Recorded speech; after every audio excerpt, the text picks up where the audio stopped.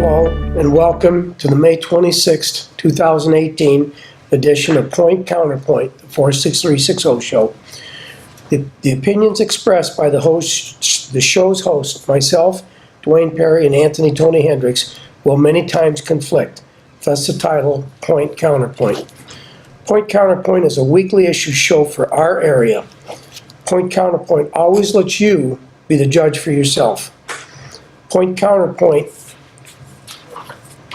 I already said that, okay. We live in an information free-for-all. It's hard to see through all the misinformation and get to the accurate facts, what's right and best for our community. We will not libel, discriminate, or disrespect anyone or their views. We believe in the constitutional First Amendment right of free speech, and we support anyone who voices their opinion as part of their duty to their community. This program brings you just that, an unedited, honest, candid discussion of issues. The producers of Point Counterpoint are solely responsible for the content of the show, but because the show is not rehearsed, we take no responsibility for the opinions and statements made by our guests or for the information they gather from public sources. We will adhere to all federal, state, and local regulations concerning limits of public speech and program content. The intent of this show is to thoroughly research current issues that affect our community, present the facts surrounding the issues, discuss the pros and cons, then present to our viewing audience what we together or individually feel is the best solution for both the community and the public. Point Counterpoint 46360 show is a property of its producers, Dwayne Perry and Anthony Tony Hendricks, and may not be rebroadcast without the written permission of its producers. The producers take no responsibility for the opinion of others in the posting of comments in chat rooms, blogs, video logs, forum posts, or other media. We welcome and encourage ideas and suggestions for the show. We can be reached at 46360show@excite.com. Our shows will air on Comcast Cable Access and will be rebroadcast by us on YouTube under the label Point Counterpoint 46360 show.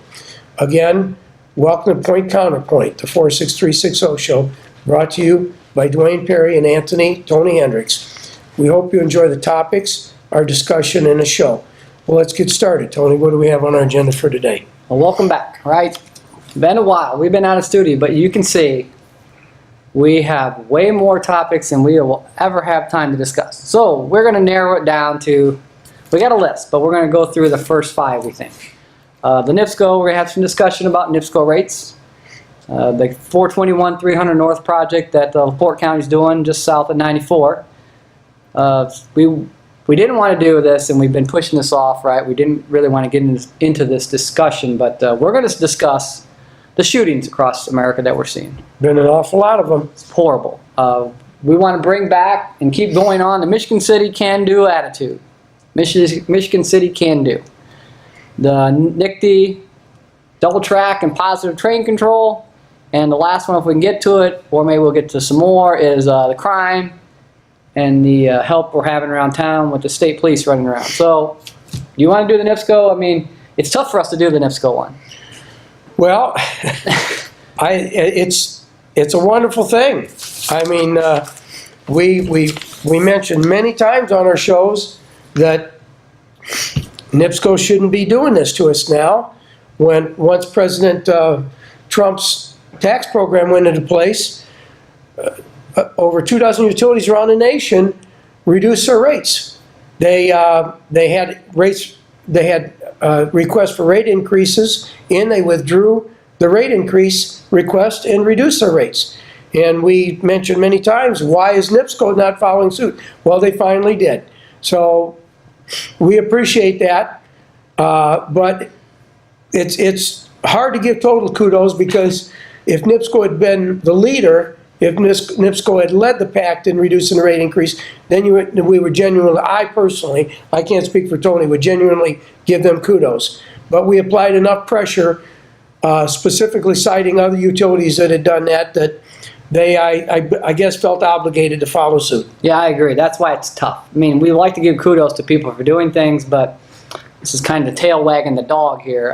Everyone knew, the writing was on the wall, that rates were going to go down. So I guess there's enough pressure on NIPSCO to say, okay. And NIPSCO's rates were so incredibly high to begin with. Let me see that. Let me see the article there. In 2001, when I moved out to Washington to move my dad out there after my mother died, my wife Barbara led the way. She got the house and got set up, and she told me that when she was getting all the utilities hooked up and making arrangements, they asked her some questions like, where did you come from? And when she said Northwest Indiana and said that NIPSCO was her provider, Pacific Gas and Electric, I already knew who NIPSCO was. I said, yeah, we know about them. They're one of the highest in the nation. So, no, NIPSCO's had it awfully good for awfully long. I think it's long overdue that they give their users some consideration. Yeah, the articles we first dug up came from, I think, from a listserv where people send you information from companies. If you sign up, a lot of people don't do that. You get a lot of garbage, a lot of junk advertisement, but that's where I saw it. Then I saw it in the Journal Gazette, and I saw it in News Dispatch. So it says that NIPSCO electric residential customer, the change will reduce bills by approximately $30 per year. That's electric, and gas, approximate $10 per year. So that's $40 a year. It's better than an increase. Yeah, we'll take what we can get. We got to give them a little bit of kudos because it actually happened. When this thing came up and NIPSCO applied for an increase, I got into it a little bit and I saw that with their last increase, they had a built-in annual, small percentage, but they had a built-in increase over the next 7 years already built into that. So when they were asking for an additional rate increase, I was baffled. I couldn't believe it. Yeah, so we don't know. We presume that additional rate increase is still in effect. We presume that the IRC, when we first discussed this, we talked about the IURC, the Indiana Utility Regulatory Commission, that has to approve any rate increases. And when we first thought we might see a reduction, we saw a reduction in the increase they were asking the IURC. So I haven't looked enough to know if they're taking the reduced increase off the IURC agenda, or is this a decrease from the reduced increase? So that's why we strange kudos here. This is not a normal kudos, but we're getting something. We'll put them at the end of the table, but we're not going to give them out yet. We're getting something there. The other thing we want to bring out, because I'm involved in the surveyor's office, we've been involved, is the 421 300 North sewer and water project, I understand, south of 94. So a little bit of that. We know that Harbor's down there, the Honda dealership, the Harley dealership, the Speedway, a couple other businesses are right there in that corner. And they want to develop the northwest corner, and D&M's on the southeast corner. So the two corners are kind of open, and they don't have sewer and water. So if you realize it or not, Speedway and Harbor and all those people are on septic and well, right there at 300 North. Speedways have trying time. I believe it was a pilot before that, a pilot gas station. They had a trying time with their septic.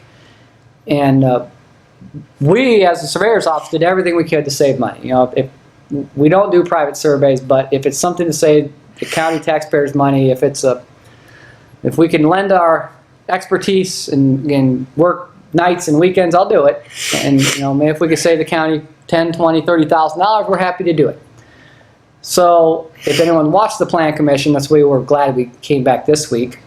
The Plan Commission approved the redevelopment TIF to expand to bring that area into a TIF, which a TIF district, a tax increment finance district, takes the taxes that are there and it benchmarks them. So if the taxes are $100,000 a year, then they're going to be set at $100,000 a year for the next, as long as the TIF is in effect. So the increase from the $110,000 to, as more development comes, will be used to pay off any debts of capital projects, like a sewer and water thing. Well, when I was, the week before the Plan Commission, 2 weeks before the Plan Commission, I heard the State of the County address with Commissioner Lozinski and Council President Novak, Randy. And they said we had $7 million in the Major Moves Fund. So that's money the toll road gave LaPorte County that's supposed to be used for infrastructure improvements. We find out this is a $4.45 million project that we're going to borrow. We're going to bond, which is a loan. I guess the county got bit by the same bug that bit Michigan City. Let's bond everything. And I understand that the county's got $3 million in rainy day fund, 2.8, and then we got casino funds and wind tax funds. Are they sitting on 12 to 14 million dollars, and we're going to borrow 4.45 million. This doesn't make sense. To pay $2 million in interest over 20 years. The Plan Commission and Earl Cunningham led the charge. Thanks, Earl. That was great. I was very proud of you. Why don't we ask the council to borrow from ourselves? The county earns, first state statute, I think they said 0.5% interest. If we bond this money, we're going to pay 4 to 5, maybe 5.5% interest. Couldn't we pay ourselves back with the tax revenue? And I'm sorry, I'm a capitalist. I'm a private world kind of guy. But at this point, we don't need to give $2 million to some financial institution to borrow money we already have. I agree totally. So the Plan Commission passed a resolution to ask the commissioners to ask the council, can we just borrow it from ourselves? We cut out, that way we could potentially cut out the bond council, we can cut out the study. We would still have a redevelopment district. And they would still pay the loan back, because that money needs to be used elsewhere in the county. We loaned it to Rolling Prairie, they're paying it back. We loaned it to Kingsbury Industrial Park. We got some of that maybe coming back in development and TIF. So this is not something new. And today, in my discussion was, I can't see why we would ever borrow money if we have enough money we can loan to ourselves. If you have it already, let the communities that are struggling borrow the money. Let somebody else support these bonding companies. Let's think out of the box and help ourselves to stabilize and grow. Yeah, it's just it's not good finance. We've talked about, Dwayne and I have talked tonight about this, and we don't want to be mean or cruel, but a lot of times communities get held up into what we think is, we want to call it like a cancer of desperation. What? I've never heard that. Oh. That's a new one for us. Oh my God. We're desperate. We'll take anything that somebody Any kind of development. Anything. And in my mind, I don't want to belittle cancer, but it's the desperation. We're willing to take anything. Because you brought this article into me. The article from the News Dispatch. Upskilling and reskilling. And it was a great little article because it says you hire people for what they can do, not for what they've done. So, does Michigan City, and we see this in Michigan City, what we're getting. What's the new secret of the building where the Ryan's all-you-can-eat place is? Discount tire. Yeah. We need another mattress store, a hot dog joint, a tire store, a Mexican restaurant. Yeah. We're desperate for anything. And in my mind, I don't want to belittle it, but it comes down to planning. And planning always comes down to vision, and that comes down to leadership. You have to have the vision of where you want your town or county to be. Then you make a plan on how you're going to get there, how long it's going to take you, how much it's going to cost, and how you're going to get it done. It starts from the vision. Does Michigan City, I presume Michigan City, is happy being a beach community, which isn't that bad, but that brings in commercialism. Tire stores, $7 to $10 an hour, hotel. Yeah, we're getting a new hotel too. Another hotel. These are not living wage, retirement benefit jobs, and that was one of these articles. You can't make a living on $7 to $10 an hour. No benefits, no retirement. It's not going to work. Tony, there's so much fallacy with all of this. The can-do philosophy. Let's make Michigan City a beachfront community. I thought about that this morning. I was watching the news, and CBS to Chicago, they said, be careful today, people. It's going to be a beautiful day, very warm. The beaches are going to be jammed, but be careful about going in the water because the water is still very cold. And they said that statistically, the only months that people are truly safe, because you jump in water that's extremely cold, which it still is, and you can have a heart attack if you're not healthy. Oh, yeah. Or bad things can happen. And they said the only time the water is really safe is from June to September. It actually said July to September. So you got July, August, and September, 3 months. 3 months out of the year.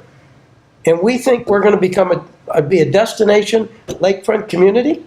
Well, that's kind of why we're talking about it's desperation. Yeah. 3 months out of the year, so that's 12 weeks, really about 6 to 8 good weekends. So that's a 3-day weekend. So let's give them the benefit of the doubt. 8 days, so 24 days. For 24 days, we're going to put our whole hopes and economy on tire stores, mattress stores, restaurants, hotels. That's where we're at. That's the vision. That's the plan we have. Now, you've been very clear. Bob told me the vision that we need is education. Bob Pollock? Bob Pollock. Oh, yeah. If these people aren't ready, because the article here from, again, this is not us, this is News Dispatch, March 21st, 2018, 1 in 4 LaPorte County children living in poverty. What do they got to look forward to? Changing tires? Serving food? Cleaning hotel rooms? Yep. Working at Sonic. Sonic? $6 an hour, no benefits. Well, I think it's Come on, people, $7.45. wake up. The future of Michigan City is to be a year-round community for older people. We have a low cost of living. We're close enough to Chicago, a major hub, for what we need: healthcare, education, entertainment. We need to focus on a different crowd for stability in the city. It can be a year-round community for people who live, work, and retire in. Go ahead, Tony. Well, that brings up education. Let's move. Again. Just bring it right up. Education. Tell them what you saw. Education and jobs. I'm sure everyone saw the same thing you saw. What's that? The promise scholarship signs? You know, most candidates wait till election time to campaign. To me, these signs around the city, how many of them there are excellent campaign material that the taxpayer is paying for. I'm really questioning the spending in this town. It's $35,000 for a "You Are Beautiful" sign. I don't know how much was spent on these promise scholarship signs. Come on. Well, you know where they're getting the money from. The promise scholarship. I'm a great Laker Car Club fan, or a member, and for the first time ever, the car show that the Great Lakers put on at Washington Park Labor Day weekend, they're going to get charged for it. They've never in the past paid rent for the space that they use because they're a local, not-for-profit organization.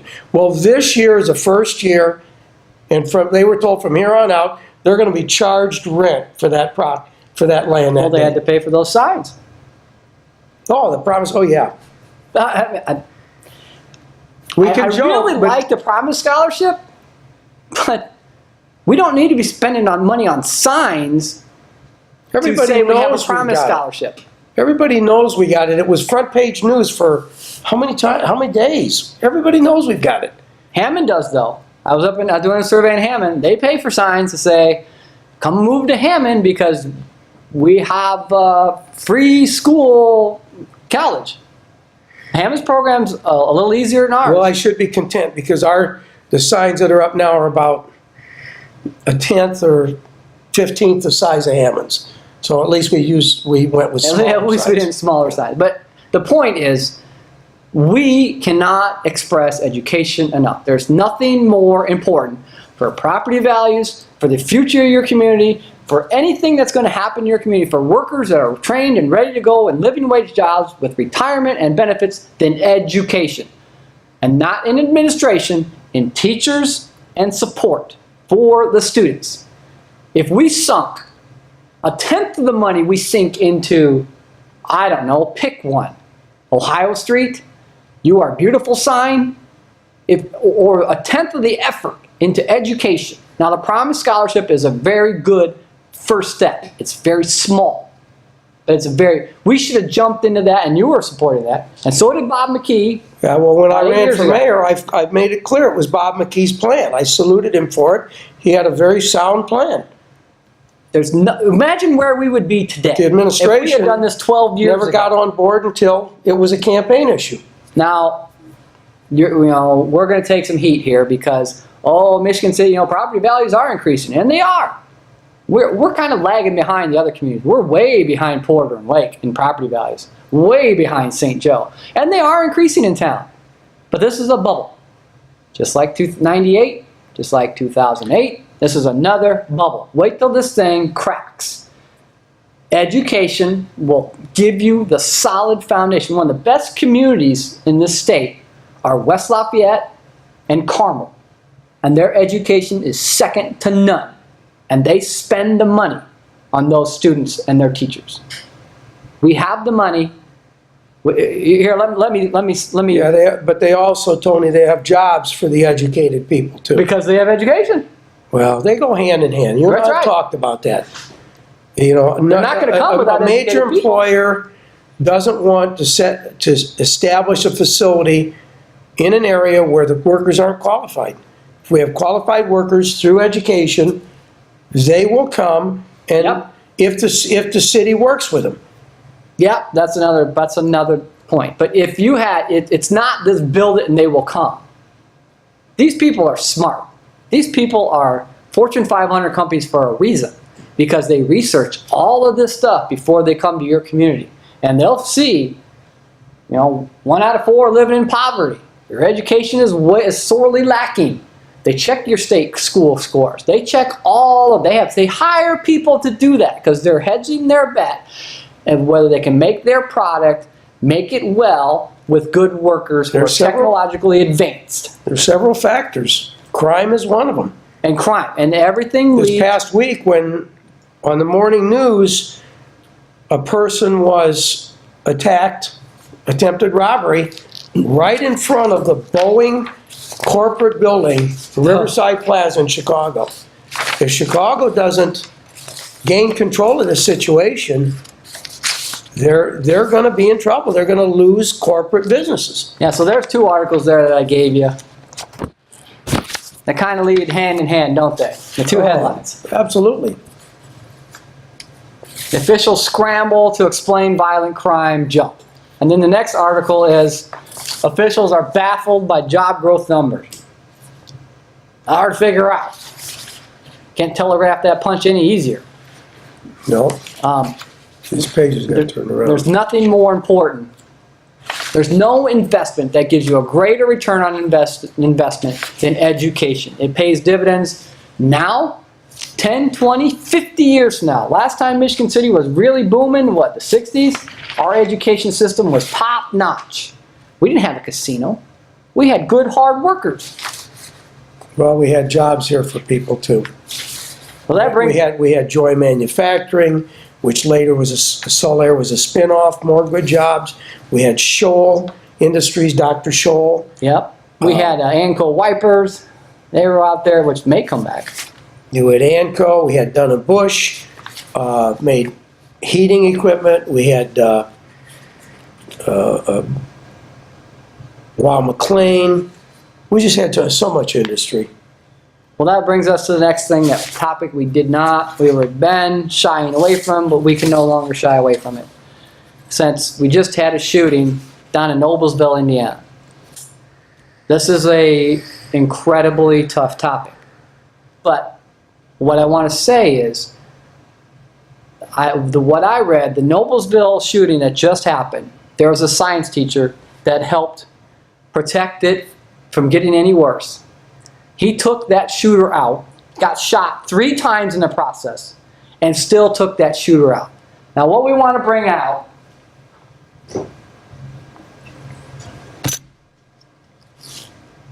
this is a ballistic shield. They're only a couple $100. In my private world and in my public world, if any active shooter comes into our offices, this is what they will be met with. We are not going to take a chance that somebody's going to come in and shooting fish in a barrel, and we have to wait. And we don't want to disrespect the police. They can get there in real short time, say a minute or two.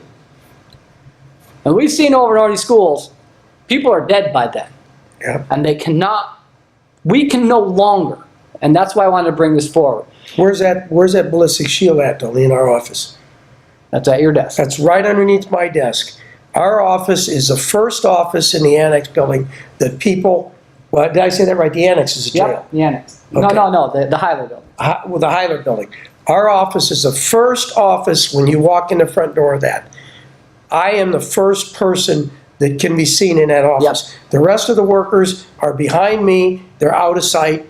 I understand that it's my job because of my position. That shield is underneath my desk. I will not let a shooter get to the people in that office. That's what needs to be done. That's what needs to be done in our schools. I'm not patting myself on the back. To me, it's part of my job. Tony gave, that was under the desk when I took the job. Yeah, the county did not pay for that. I bought that myself because it's that important. And I remember when we had this first big shooting, Dwayne and I talked about it. And I told him what I'm going to do. I'm not waiting around for this to happen. And we all think this is not going to happen. It just happened in Noblesville, Indiana. What, 130 miles south? It's happening all over this country. And we seem to just stick our head in the sand And hope it won't happen to us. and take the chance it's not going to happen to one of our kids in our school. The money we spend, and this back to education, for whatever, a new building, a new track, a new gym, a new pool, is that really the most important expenditure of our money? Shouldn't every teacher have this at their disposal? And I didn't tell you. I looked on the internet last night. You can buy these ballistic shields, and they look like whiteboards. You wouldn't even know it. They also sell a ballistic blanket for kids now that they can get under while there's an active shooter. But at a minimum, this Nobleville's teacher, science teacher, what a hero, took 3 bullets and saved all these kids from getting massacred. Imagine if every teacher had a ballistic shield.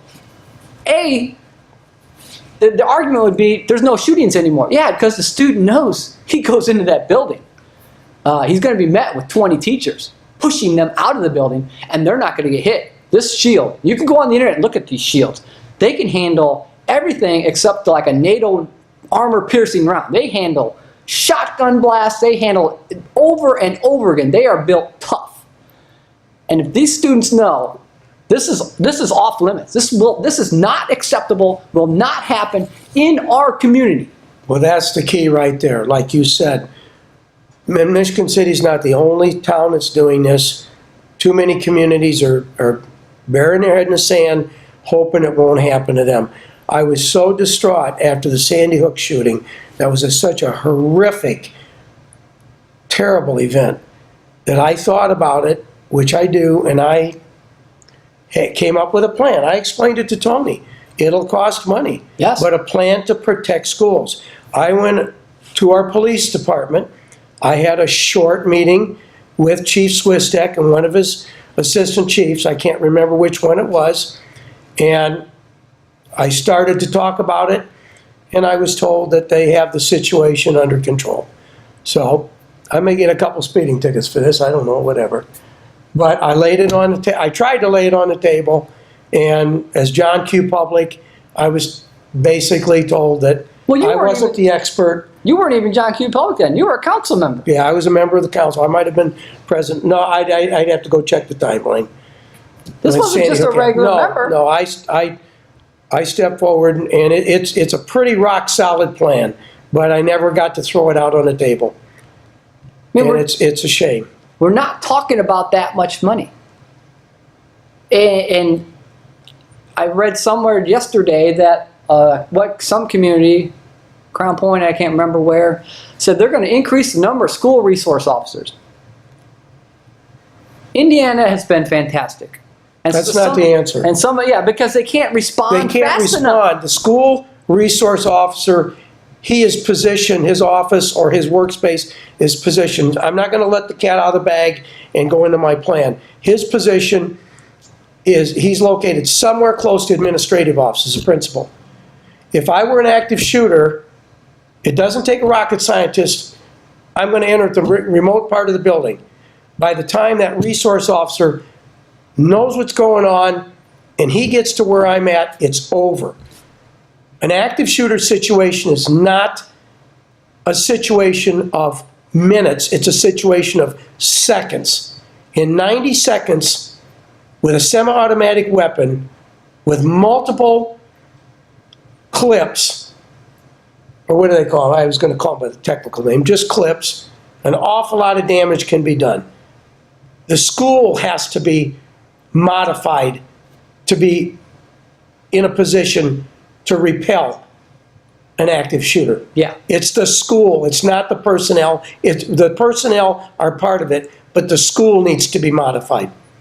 That's why we didn't want to get into the subject, because you get into the whole guns debate and do you arm teachers or not arm teachers. That's a whole different realm. We did a discussion we didn't want to get into. We wanted to get, like you said, we wanted to have the teachers to be ready to repel the attack. And we all hear, take home police cars to help to lower crime. Imagine if every student, whatever their problem is, and I know some are being bullied and some are on medication and they really have problems. But if they knew that if they tried to go into a classroom and attack some kids, that teacher is ready. That teacher is secure with some sort of shield to push that student out of the building and stop that in the seconds it starts. They might get 1 or 2 or 5 rounds off, but that's going to be the end of that. And these teachers, that teacher, I can't imagine. Unbelievable. I teach at Purdue. Purdue is an open campus. Most schools lock their doors. There's one way in, you got to get buzzed in, which is great. But this teacher took bullets and stopped this attacker without any shielding. Now the resource officers, they got bulletproof shields on. They're coming in there. They are ready for action. And they are trained for action. But like you said, in a matter of seconds, it's over. Students are shot, hurt, dead. You've got to stop the shooter where he enters. You've got to isolate him from the rest of the school. And that's what it boils down to. If it's a teacher that confronts him, if it's a physical change in the building. Yeah, that's good to bring up. If you have fire doors, see, now I'm getting into my plan a little bit. If you have fire doors that drop, you isolate him to that wing, that hallway, so he has no place else to go. And then he's confronted. Well, I looked it up on the internet. They also sell door ballistic skins for school doors now. You can make the school door ballistic proof. You can shoot all they want at that door. Not going to happen. They ain't getting in to get some more kids. That's why I want to bring it up, because my kids are in junior high and going to high school. Noblesville just happened. Yeah. Santa Fe happened. This is an epidemic. And it doesn't need to be. It's going to cost money to protect the kids. How important is it to the school systems in this country? We're not talking much money. Couple $100 a class.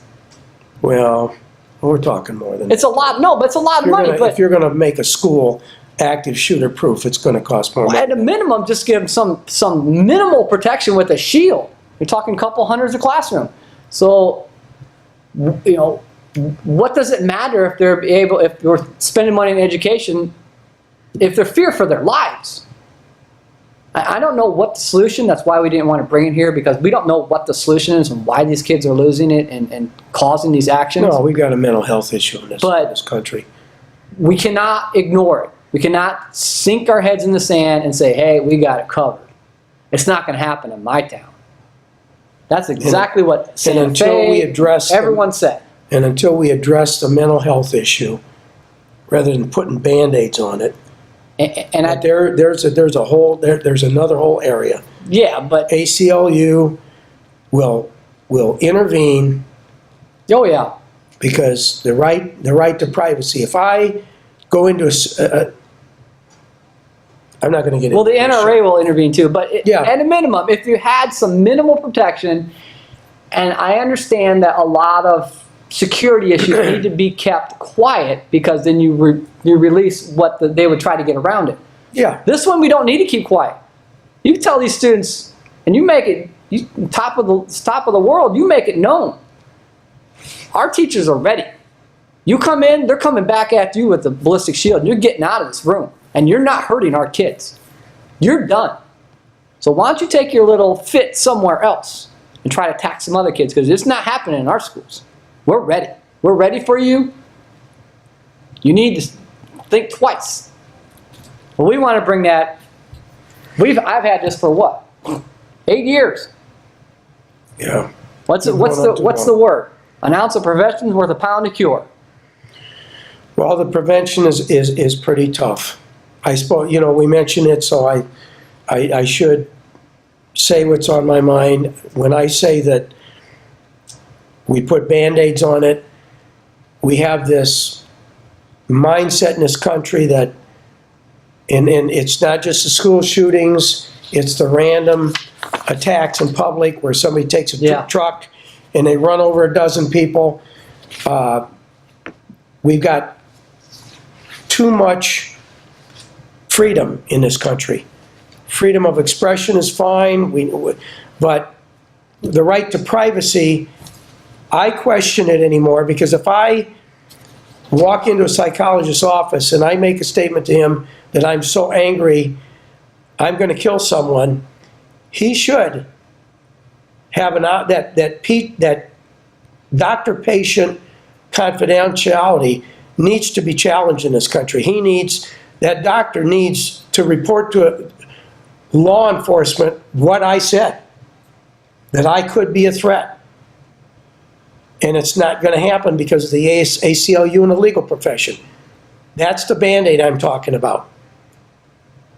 Just like I said before, in the opioid epidemic, doctors who overprescribe, corporate executives of pharmaceutical companies who I consider responsible for flooding the market with this, they need to be criminally prosecuted for this.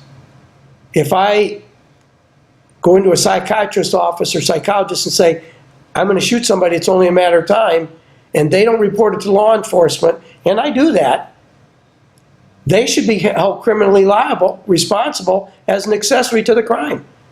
But they're not. This is a different world we live in today. We are in my opinion, we are in a fight for our very survival because of the amount of freedom that people have. Yeah, they always say freedom's not free. Freedom requires work. And the amount of protection that we give people. I never understood the right to defense by an attorney. If I'm caught standing over a body with a gun in my hand that I just shot him, I don't understand why I should be entitled to an attorney who's going to fight with every ounce of breath he has to get me free. I don't understand it. Freedom is not free and requires work. If you look at the Constitution, there's a good priest I went to a sermon, and he said, you read the Constitution, if you read it very carefully, they were very clear on what they meant. We hold these truths to be self-evident. You ever try to hold something for more than a minute, actually grasp something and hold it? It takes effort. It takes a constant work. You can't just hold something without working at it and putting the effort into it. So we got to really look at what we're putting our energies and working at our whole society. Well, we really opened up a bucket of worms on this. We could talk about this for the whole program. So let's move on. Because I got to say, what you talk about the Constitution and the Bill of Rights, and there have been some people that said maybe we need to amend the Bill of Rights. Oh, how dare you amend the Bill of Rights? But when, what is it, 300 years ago now? 17, 18, 19, 2000? Coming up on 250 years. when the Bill of Rights, the Constitution was written, the men who wrote that, who were very intelligent, extremely knowledgeable, Gifted. gifted, Whew. if they had no concept in their wildest dreams what their world would be like today, what the world that we live in today would be like. It's amazing. I'm very conservative in my philosophies, but maybe there are aspects of our Bill of Rights that need to be reviewed and looked at. Okay, let's move on. It's a different world. Wanted to bring up the Michigan City can-do attitude, which I've been working on since, I don't know, 4 or 5 shows ago. Still has some things we want to know. Michigan City needs to be a place that we can do. We will help you. How can we make this place better?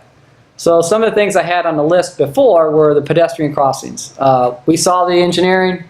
When are they going to get done? Again. Don't want to bring that up again. Education, we went over. Education, education, education. It's like real estate. Location, location, location. There's nothing more important than education. You need to have a goal. Like Michigan cities will all be a B or better by 2020. Whatever. Give us a number. Summertime. Hot out today. We were both out working all day. Water Park in Lake Michigan. You know, we got nothing like Whiting yet. Why not? We have. If we are going to make a run at this, let's make the run. Let's do it. Mount Baldy's still closed. Still closed. You can go to the beach, but you can't go on the beach. Lead pipes. We have the commission still running, right? Yeah. Advice. We give advice on what to do with lead in your water. The Supreme Court did rule on the lakefront decision, and they also ruled not to rule on it again. So that's fantastic. The Supreme Court says the lakefront and the beach is yours and public and open. You can go walk down there and enjoy it. We're not going to hear this anymore. We're done. We're here, sitting here waiting. I keep hearing drips and drabs that at some point they're going to want to spend another 30 or 40 or 50 million on a city hall. We'll see what that happens. The boulevard. Going to need some work. They're working on Highway 20, which we want to bring out that Highway 20 is pretty bad shape. It's bad shape, and they're going to mill and pave it and add a lane by that school, Renaissance. They're going to add a turn lane there. It's not going to be a turn lane all the way through. That's coming 3 to 5, 7 years down the road. But it is coming. There's things, you know, Highway 20 from 12, I think they're paving that county line. They're going to pave that thing. It's horrible shape. That's INDOT. That's not Michigan City. That's Indiana Department of Transportation. Mayor Ron Mears right. We do have a problem. I'm sure he's working on it hard in INDOT. There's someone to give kudos to. Our INDOT district is unbelievable. Let me tell you. In all the years I've been around, in the INDOT districts I've been around, these people have got it together. They're paving streets on their own. They're striping streets on their own. They're out patching potholes. They're designing their own bridges. These people have really, really got it together. I am so impressed. So that's kind of my can-do attitude. The one thing I want to say is, you know, I come up South Franklin 3 times today. It's busy. It's great. Oh, summer's here. Busy holiday weekend. It's great. And they got these empty signs. We got the flags out now on the poles. Couldn't we put, like, you know, welcome to Michigan City, it's summertime 2019, it's going to be a great year, something. You know, when these people drive down Franklin to get to the beach, they should have something that's, you know, light and airy and bright and say, welcome to our town. We're glad you're here. Spend some money here. Move here. This is a great place to be. We got empty power poles, but I think there's even some Michigan City high school athletes on some of them. Yeah. It's not hard. And if it costs money, maybe, you know, maybe we put out a request that if Coca-Cola would like to pay for it, or Pepsi, put their logo on the sign, you know, welcome to Michigan City, summer 2019, 2018. Glad you're here. Hope the sun shines. Stay safe. Whatever. You know, I don't care. It can be done. Take a look at Whiting. Yeah. Whiting's got BP. We've got Blue Chip. BP's got a little bit more money than Blue Chip, but we've got a lot of money for the community courtesy of Blue Chip. And Whiting, in Cancer Awareness Month, I took pictures of it when I was over there. Every street sign, they had interchangeable street signs where they were in pink. Oh, yeah. They had pictures on street signs and names and a little bit about cancer survivors. It's very touching, very moving. Very eye-catching. So have a little imagination. That's where the vision sets in. You have to have a vision. of what you want to be, right or wrong. Tell us your vision. Do you want educated technological workforce, or do you want retail people who are going to do the summer crop? You mentioned the spike in the crime. Yeah, let's go to crime. Let's Yeah, but move on. I had too many papers over here, I couldn't find it. It was in USA Today in conjunction with the Wall Street report, 24/7 Wall Street, which is, I guess, an internet that Michigan City landed the number 3 spot in crime increase in over a 5-year period from 2011 to 2016, with Michigan City, LaPorte, both cities together, the number 3 spot with an 80% jump in violent crime. That's why I guess we still have 2 Indiana State Police cars in Michigan City all the time. I've seen them 2 nights in a row in the last week. One night going somewhere real fast down Franklin Street with all their lights on, and another night cruising the Eastport area on the boulevard. Well, I don't know how to respond to that because it's sad. We said it before, we spent $12 or $13 million on a police station, and crime's still on the rise. These guys are doing one heck of a job, these policemen. The state police are out, they're great. I personally think it all goes back to the opioid epidemic and people on heroin, and these aren't drug addicts on the corner that, we think a typical drug addict. These are regular people who got addicted to opioids. Good, upstanding citizens whose lives are ruined. They have commercials on TV now. Upstanding citizens whose lives are ruined because they got addicted to opioids. We took opioids away from them. Now they're going to heroin, and they're getting into the crime-ridden area. And now, is that why we got 2 state police running around? It's gotten so bad that this isn't a select group of degenerates. This is blue-collar worker people who are addicted to opioids. Good people. And they need help. They need help, not getting thrown in jail. So maybe that's why crime's up. It's a lack of good jobs too, Tony. It's a lack of good jobs. You can't even say it's an education problem at that point. They were good people who had some sort of problem physically. They had pain. They got pain medication. They got addicted to these opioids. It's a manufactured pain medication that we knew was extremely addictive coming out the gate. We knew. When the Internal Revenue Service publishes data that says over 70% of the people in Michigan City, and it's online, you can find it, they classify as low income with a household income. The husband and wife, domestic partner, whatever, the 2 people living there together are making $27,000 a year. That's bad.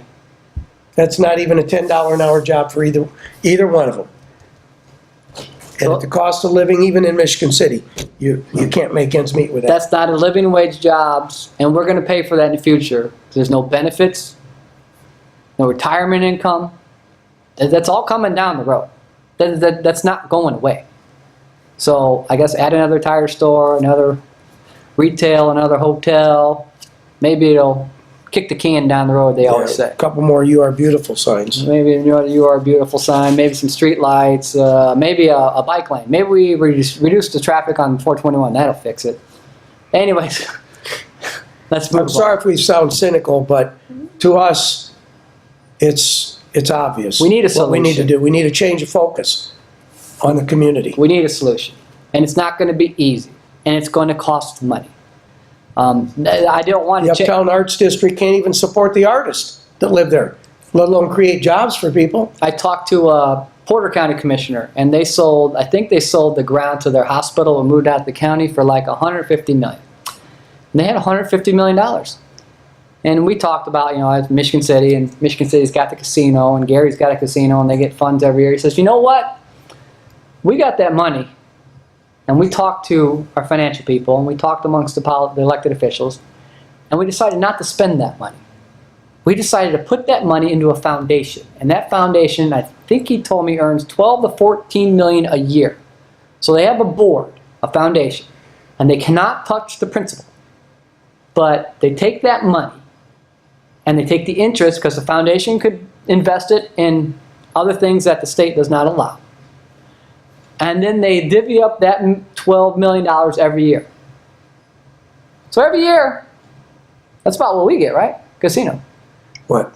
Michigan City. Yeah, about 12 million. So every About year, quarter of our budget, Porter County took 25%. and they banked a bunch of money, and they're just spending the interest. Imagine if Michigan City had put $12 million or whatever, say $10 million a year for the last 20 years in the fund. We'd have $200 million, and we would be getting $16 million a year. This more than we're getting now. We could have done that because when we first got the casino, it was like walking into a candy store if you got a sweet tooth.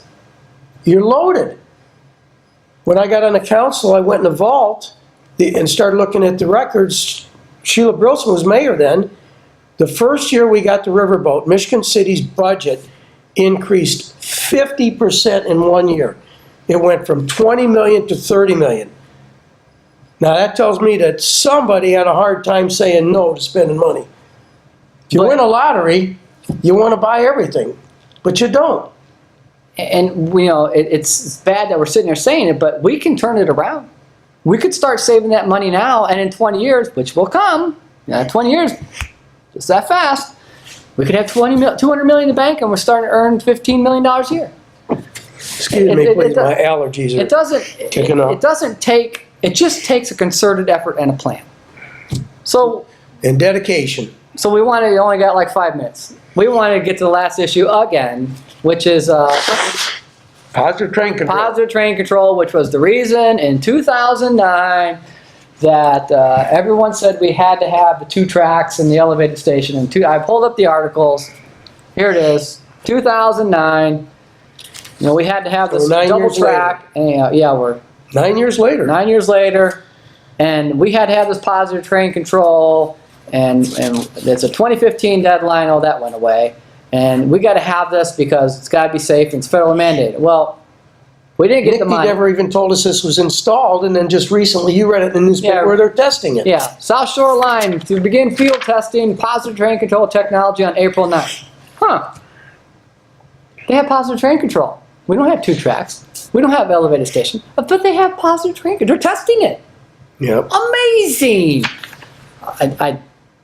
It boggles my mind when you say you need something and then you don't get it, but you're going to do it anyways. So I wrote all the stuff, 2009, over and over. We went, 11th Street corridor, which set of tracks, which alignment, 2 tracks, train station. It had to be done right away. Well, Oberle was mayor, right? Had to get this done. When this whole thing started? Yeah, 2009. I think he was at the end of his term, I think. Okay, it was just in the talking stage back then. Yeah, so we had Didn't really hit positive train control. Until 2012. Here comes the South Shore. Positive train technology on April 9th. So what is today? May, end of May. 2 months. May 26th. They're testing positive train control. It had to do a positive train control from the ground up that meets their unique requirements. Huh, that's interesting. They made their own positive train control, meeting their unique requirements. Yeah, the train tracks in the road. Wow. I'm sure it cost them a lot of money. Right. That's right. They said they couldn't do it with the train tracks in the street where they're at right now. And I knew it was going to cost a lot of money. It's going to cost millions and millions of dollars, but I guess the fare hikes, and they found a way to make it happen. They found a way. They still haven't told us how they're going to get an hour ride into Chicago. I don't know. Oh, that's what I want to bring up. We only have a few minutes. And I couldn't find it, but I gave you a copy. Remember, I gave you a copy of the federal transportation. Oh, the projects? The projects the federal transportation gives every year to people. The one we're looking for, the 2-track and Westlake Corridor, right? Yeah. The $900 million, right? $200 million here. This is a list coming out of Washington that the Congress and the President have approved. Yeah, so everyone gets projects that will get funding. Yeah, everyone We're gets not on it. Yeah, we weren't on it for 2019. We got the 2019 list. Yep. Michigan City, or South Shore was not on it for funding. And what was concerning about the list that I gave you was that, like, the bullet train in California was $100 million, I think, but they needed $1 billion. And this was the second year they were given $100 million, so that puts you 8 more years of $100 million before somebody gets off the list, that we get on the list. And the other thing I want to bring up is It'll be a that, long wait. yeah, it could be a long wait. I read that we talked about the 80-20 match or the 20-80 match. The thing I read from the federal transportation release was that they are going to require you, if you're going to get federal transportation money, that you have to bring new money to the table. So you have to, if you want $100 million and you're going to match 80-20, you got to come up with $20 million of new money. You can't take it from a bond. You can't take it from your budget. You have to come up with $20 million new money. So you have to enact Well, a wait a minute, fee. Tony, wasn't that also President Trump's plan to reverse that funding? Yes. Instead of 80-20 with the federal government providing the 80 was going to be provided by the local. Yeah, so entities. the last thing I read is that it's 80-20, but the 20% has to come from new money. A new fee, a new tax, a new structure, a new fee. You cannot take other fees. We got a couple minutes. We have 4 more topics here, but we still got school safety crossings. I know they're out for bid. I saw the plans. I didn't see them done yet. Please get them done. We'll get them as we go along. We'll get them next week or the week after. We're back in the saddle now. And then the thing, yeah, we're going to come back to this. You know, the other one was, Michigan City was baffled by the job numbers. That's an article we need to bring up. The lakefront plan we want to talk about changing, and I think that's a good idea to change the traffic the other way through the beach. And Highway 20, we want to bring that forward to you. I have obviously a stack of articles. We've been saving them. Every time I get one, I put it in the queue to talk about it. We only got 1 more minute. I'm glad you gave me this. This was neat, the upskilling and reskilling in Michigan City. That's the very reason why Toyota didn't come here. And at least we're talking about it. Let's move on. Yeah. Only got 1 more minute left. It's been a few weeks. I have not. Tony said it real fast, but it's really huge. Toyota didn't come to LaPorte County. Or other places because of educated, Yep. skilled workforce. It was very clear what they were looking for. Amazon's looking for the same thing. Apple's looking for the same thing. Everyone's looking for this educated, skilled workforce. We cannot spend enough money on education, and I want to make it clear, not administration. Teachers need to get paid a very good salary, and they need to be held to the standard of a very good teacher. A couple more seconds. Anything else? We're going to be back for 4 more weeks and then run our 5-week hiatus. Yep. We missed you. It's been fun. Anything else? Nope. Have a good, safe summer. See you next week. Have a good holiday.